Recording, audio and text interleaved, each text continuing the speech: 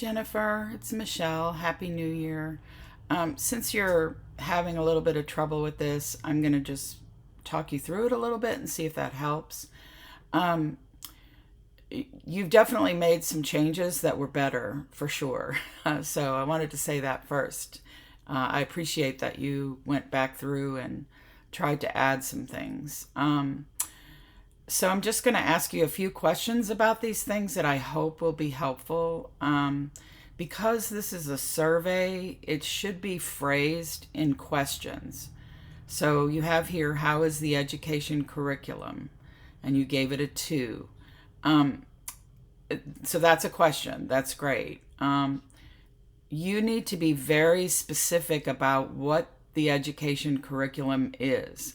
So when you talk about an education curriculum, what are you talking about in terms of where you work?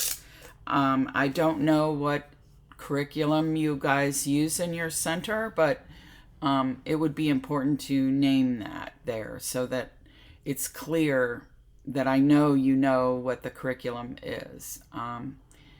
And when you say, how is it, do you mean how is it for the children? How is it for you as a teacher to implement?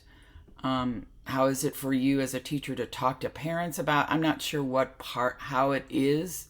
I don't know exactly what that means. So if you can be more specific and also name the curriculum. Okay. And number 2 is great. You can leave it as it is. If it was a question, it would just be, am I satisfied? But just leave it as it is. It's fine. We're not going to get too crazy about making sure everything's a question. That's a really good way to state that.